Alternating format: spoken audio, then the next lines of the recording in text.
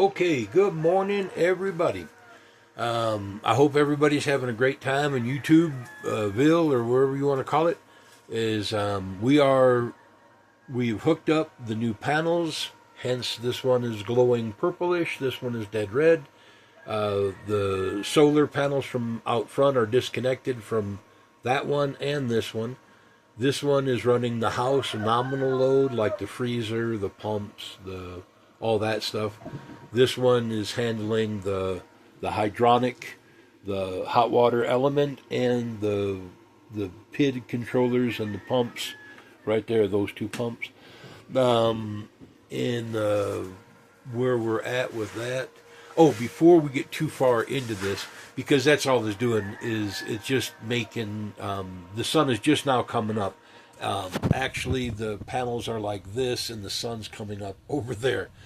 It's not even like wintertime. It would be better by this time, is what I'm trying to. Well, probably not, but it'd just be dark, is what I'm trying to get at. But we are already making 390 of the close to 1,000 watt load that it's pulling. Respectable for 7 a.m. That's real respectable. This one here could not do that, but it didn't have the voltage that this one does. This is almost twice the voltage. What we're going to do now is we have these little gizmos. I don't know if you can read that through the. Oh, it's over there. You'd read it better if I turned it right. Yeah, here it is. 48 volt, 1,000 watt. We're going to take 3 panels a piece. These will come in on a different string, or there will be another string added, however you want to look at it. But these are 3 panels. That's 6 panels. I'm going to split this one down to 3 and 3. Those heating elements can only take the power of 3 at a shot. And those will be dedicated to whenever the sun's up and powerful. Hopefully, let me back this up maybe. Boom, boom. Okay, now we're back. Hopefully we can get a new rack built where they're more orientated to the sun in the wintertime. Right now they're in the summertime, and we really don't need extra power in the summer. We need it pretty much all in the winter.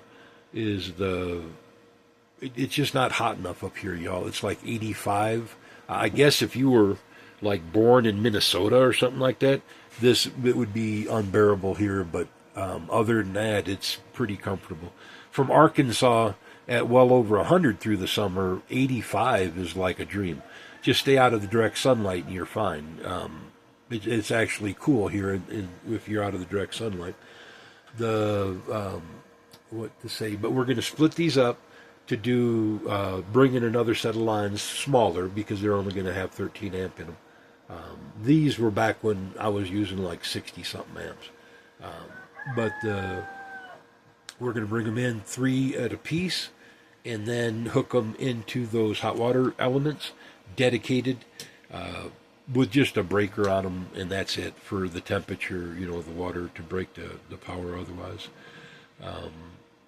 And then we'll still have a 120 element backup in this if I need it, which I don't know if I would or not.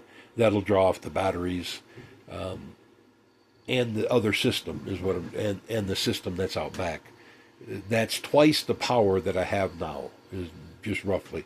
And that's one thing that I'm doing today by doing all this, is I want to see exactly how much amperage, voltage, wattage that this one is going to take. I'm nowhere near the amperage. I'm only at 13 amp.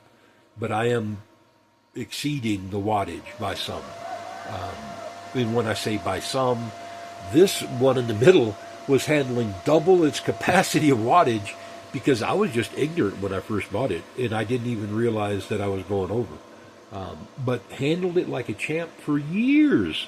Not like just 1 or 2 days, years it did it. But yeah, hats off to these people. That's a Mac. That's a workhorse of a battery charger, and it's the reason why I want to keep it together. I will put a divisionary breaker, like 2 of them together, where it'll either go up to this one, or I can shut it off, and it'll go to the heating element, or I can shut it off. just to use the power however I need to. But that'll be later date, not for right now, not today. This is going to get its new heating element to run off the new inverter because it's dedicated. It's I don't know.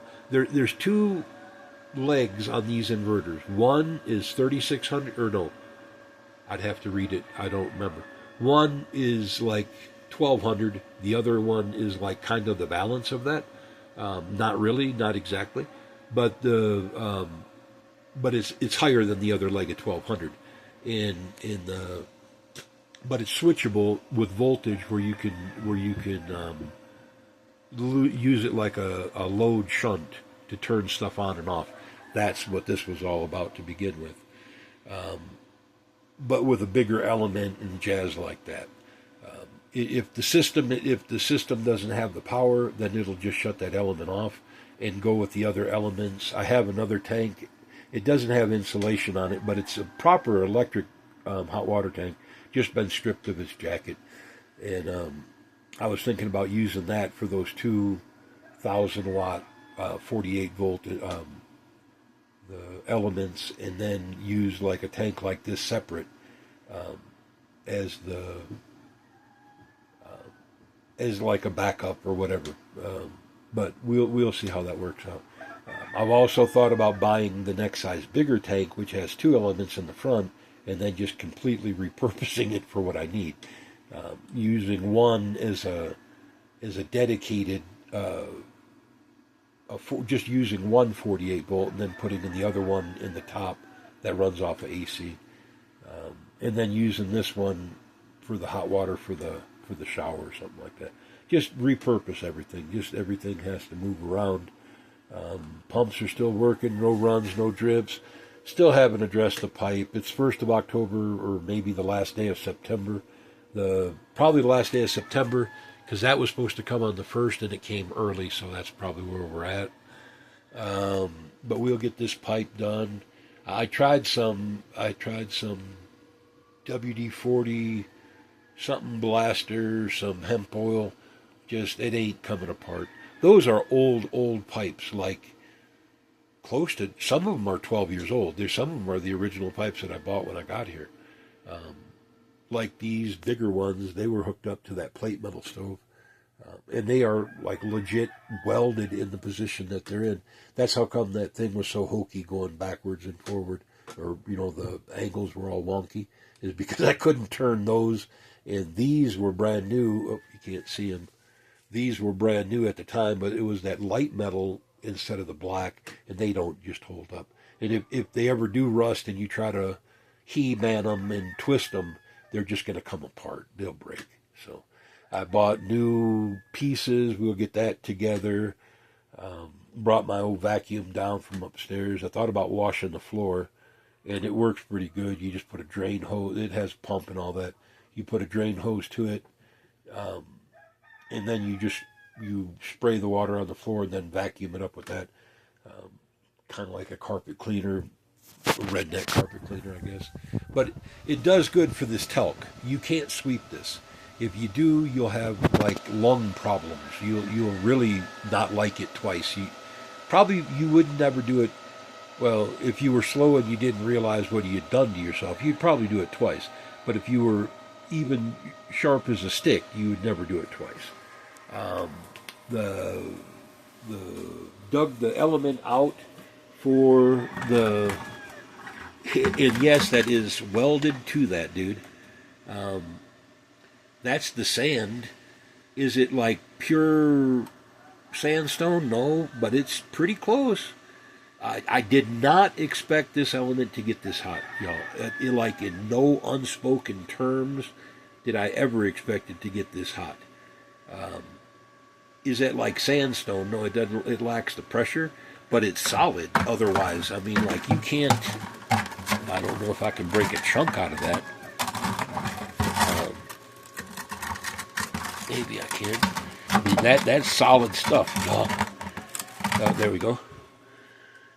That crystallized right between the element, and that's like solid stuff. That's like solid, man. But yeah, that's the reason why it broke. If there was any kind of an air gap on around this element, and I was thinking of putting it underneath like a copper bowl or pail or bucket. Just find one at the thrift store, an old mixing bowl. Because otherwise, you're just for a bowl, you're talking $100 made out of pure copper.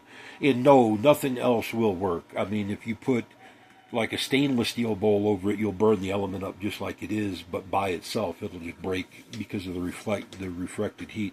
You want something that's going to dissipate the heat out into the sand. And like a copper bowl that you would make like slits with, and then take a copper pipe, pound it flat, run it through the slit, bend it, and pop rivet it up into the bowl, so it conducted the heat out like little spikes up into the sand would be probably the better way to do it. Copper just has that K value that for thermal transmission. That aluminum, it's good.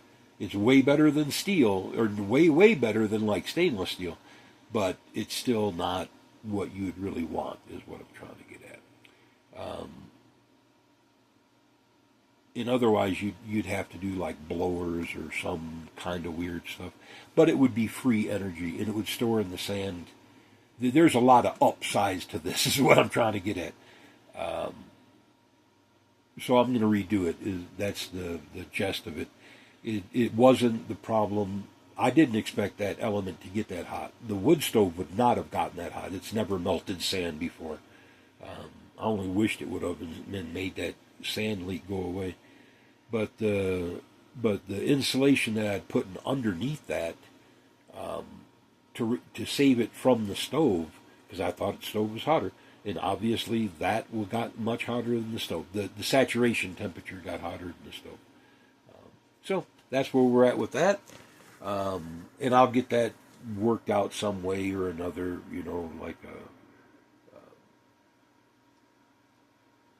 Like I said, just a aluminum bowl. I mean, a copper bowl, and maybe like an aluminum tank or whatever to contain the sand, and put the element underneath, and then wire it, and then bury it. That'd be enough, is what I'm trying to get at. You'd probably still want some kind of an air circulation around it.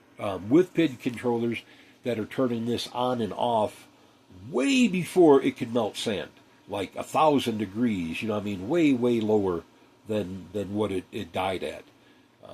That just got way hotter than I ever expected it to. That's all. But it's not the element's fault. The element, if it would have been held at like 500 degrees or even 1,000 degrees, element would have been fine. It was only because the saturation temperature was reached, and then it killed it. But that's where we're at with the sand battery idea, and that just use up more electricity, and that's where we're at right now, is just using the excess electricity. And yeah, I put in a whole bunch of new, and so now I just got more to use or waste or whatever. But eventually, my goal is either electric car, electric golf cart, electric side-by-side, whatever, electric bicycle. I don't care. I don't care. I want some form of movement that I can say that the sun is powering it. Because just to say that the sun cooks my meals, it washes my clothes, that is such a high for me. I truly enjoy that feeling. That it heats my floor. And yeah, right now I got the fan on, and you can't escape that temperature. And I'm deliberately running the floor. I'm going to try to see if I can't get it over 90 today. Just to use the power to see how much that one can catch back up. That's the idea behind all this today. I'll let you know this afternoon or this evening to see where we're at. But right now we're doing really good. This one is at 26.6 for the voltage. That's at 26.4. And we're making 359 watts of the 930-ish that we're, it's 99 over on this one, 99 here, and just right at 1,000, so 1,100 watts. Early morning before 8 a.m., we're making 400 or 350. I was reading it wrong. 350 watts of that 1,100. and the sun is not in front of the panels yet. The sun is still behind the panels because these are at 45 degrees back here. So these are set up for like October through December. And, you know, from October to April, where we really need the power, that's what the ones in the back of the yard are set up for. So we're going to see where we're at and how much they produce and all that jazz. And what we're monitoring today is we're not going to go over voltage. That's fine. It's going to top out about 440. We're not going to get over amperage. That's fine. It's going to stay below like 13 max. And the machine can handle like 22, so that's not a problem. Or 18, I think, maybe 18. It can handle the string like leaps and bounds, okay. But what we might get over is because they're bifacial, and because they're picking up that much voltage already, is we might go over wattage, and I might have to take a panel out of the string and do something else with it, you know, like put a microinverter on it, just whatever. Save it, you know what I mean, save it for something else, or save it as a spare, or whatever. It just might have to come out of the string because we might go over wattage. Other than that, that's about it. I guess I could shade a panel. These are 3 diode panels, so they're shade tolerant for the string. If you shade one, you're only going to mess up that panel. It's going to pass the panel, the power through otherwise. There's some of the old ones that if y'all don't know it, and I've seen a lot of y'all's videos, and I cringe every time I do, and there will be a big old shadow of a branch over the top of, you know, like 2 or 3 panels in a string. That string is toast. It ain't making nothing. If you can't put your panels out in the sun, consider doing something other than solar. I mean that, and I'm a die-hard solar fanatic. But if you really have to have like the shade trees in the ornament or whatever more than to make the sun do what the sun does, and that means don't obstruct the panels, look at something another route. Because you're just pissing in the wind. You're going to be one of them that whine about solar and about how it doesn't fit your needs or desires, and that's just pretty simple. You can't put something up and then hinder it like a motherfucker and then expect it to perform better. It doesn't work like that, y'all. Everything has a cost. There's nothing for free at all, period. So just remember that part. I mean, but is what it is. She's climbing now. But I'll be keeping my eyes on this, and I'm going to let y'all go because it's getting long. I started this earlier. You couldn't see daylight out here, let alone it blinding you. And that thing was making 60 volts. It was incredible this morning. Where it was pulling juice out of the stars or something. Except it was cloudy. I don't know how it was doing it. The roosters had just started crowing when this thing turned on. But I'm here for it today. We'll see what it does. And like I said, we've got to keep an eye on the voltage because that could be a problem with the bifacial gain. So, all right, talk to y'all later and hope you have a great one. And if you don't have a great one, go do it again. Make sure it's a good one and you'll enjoy it. All right, talk to you then. Bye.